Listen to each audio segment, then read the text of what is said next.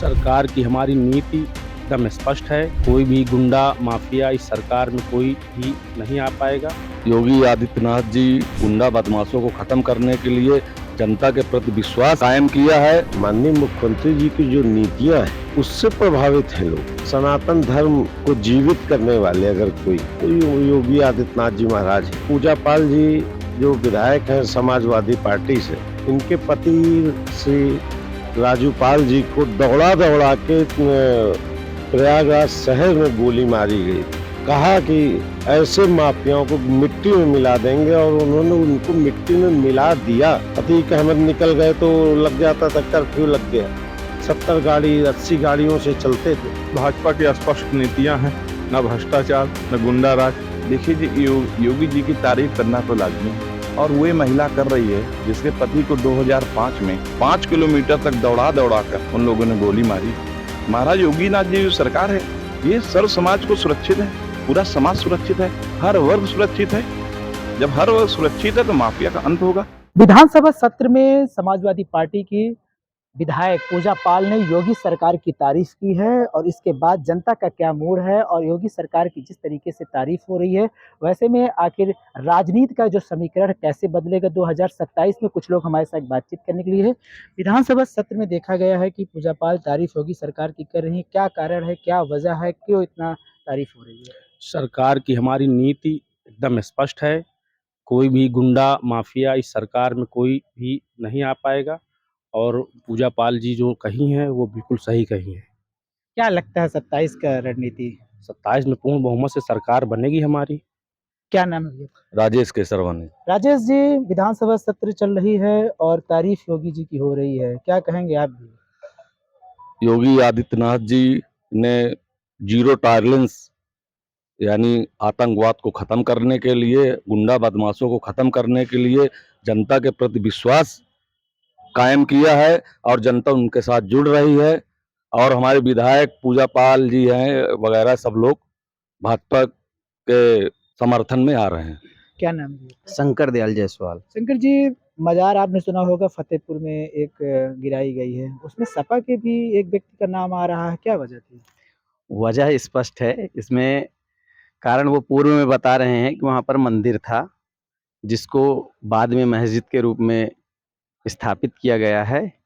कहीं न कहीं एक हिंदुत्व की भावना जगती है। हम लोग हिंदुस्तान में रहते हैं, निसंदेह हम लोगों को अपने देश के प्रति अच्छी भावना रखनी चाहिए और लोगों में एक जो मानसिकता होती है कि गलत तरीके से, वो नहीं है। अच्छे भाव से देश में रह के अच्छे कर्म करने चाहिए, जिससे जो है लोगों में सही जागरूकता। भैया, ऊंचाहार में मनोज पांडे बड़ा नाम जाना जाता है समाजवादी पार्टी का। आखिर ये अब बीजेपी ज्वाइन कर लिए हैं सुनने में आ रहा, तो सपा क्या करेगी फिर? ऊंचाहार तो इस बार तो लगता है कि पूरा बदल जाएगा समीकरण। देखिए, चूंकि जो समाजवादी पार्टी की जो नीतियां थी उससे वो बहुत दिन से आहत थे। लगातार उनका अपमान हो रहा था। जिस तरह समाजवादी पार्टी सामान्य वर्ग का अपमान कर रही थी, उससे मनोज पांडे जी बहुत दिन से आहत थे। चूंकि मैं उनको आज से 20 साल से जान रहा हूँ, मेरे उनके पारिवारिक संबंध हैं, तो उस आहत होने की वजह से उन्होंने फिर भारतीय जनता पार्टी के पक्ष में मतदान तो किया। सपा के लोग आखिर वजह करते क्यों है ऐसा कि पहले अपने पार्टी में लोगों को रखते हैं, फिर उसको निष्कासित कर देते हैं, फिर उनके एजेंडे पे काम नहीं करती, वजह क्या? अब बीजेपी को लाइक कर रहे, वजह क्यों हो जाती है ऐसी? देखिए, माननीय मुख्यमंत्री जी की जो नीतियां हैं उससे प्रभावित हैं लोग। आज सनातन धर्म को जीवित करने वाले अगर कोई तो योगी आदित्यनाथ जी महाराज हैं।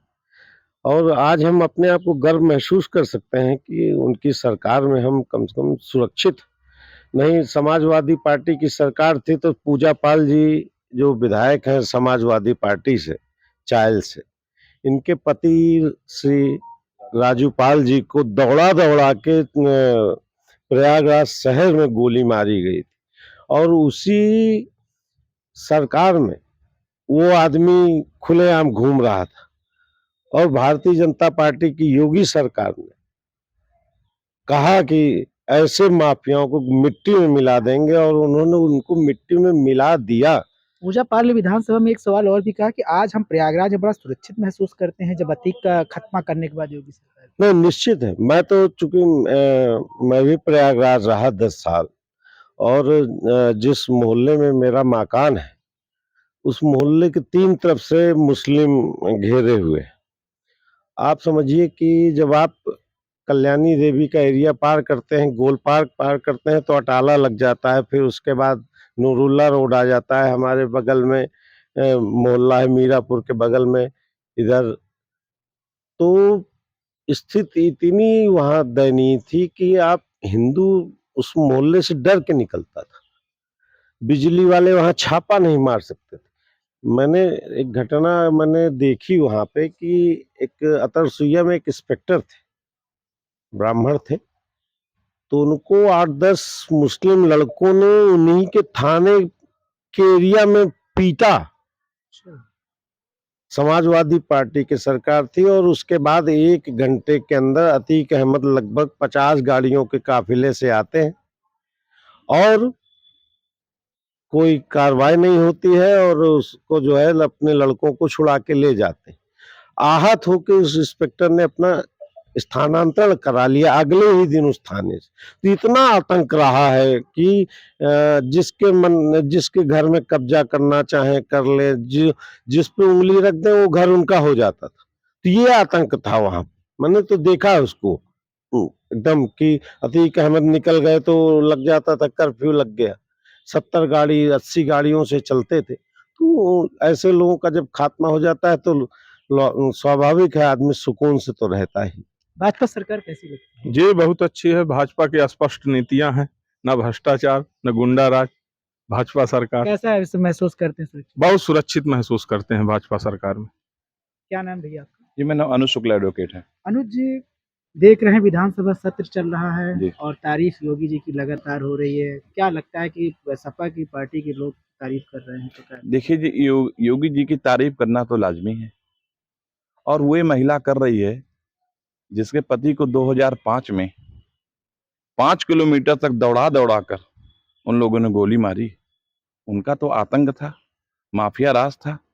अब आप कहें कि मारा क्यों, तो राजूपाल को इसलिए मारा कि उनके भाई अशरफ की सीट पे वो विधानसभा चुनाव जीत गए थे। तो जो माफिया की जो विरासत थी ना, उसपे उन्होंने छेद करने का काम किया था। ये उनको नागवार गुजरा था, और ये गुंडाई थी कि 5 किलोमीटर तक दौड़ा के उसको गोली मारा था, और प्रशासन वहां मूक दर्शक बना हुआ था।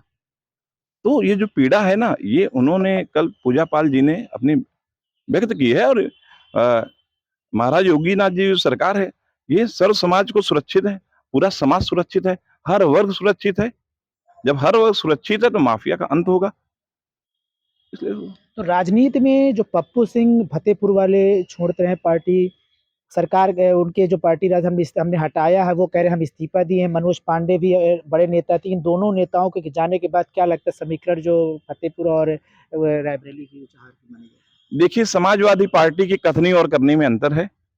तुष्टीकरण की राजनीति कर रही है। उनका जो एजेंडा है, मान लीजिए जैसे कोई हिंदुत्व की बात कर रहा है, सनातन की बात कर रहा है, आप उसके दुश्मन हो गए। अखिलेश जय श्री राम से नहीं देखेंगे। अखिलेश जय श्री राम बोलने में नफरत क्यों करते हैं? अब ये तो अपना वो डीएनए टेस्ट कराएं, ये वो अपना डीएनए टेस्ट कराएं कि क्यों उनको नफरत है। बाकी वो तो दिखावे का वो करते हैं।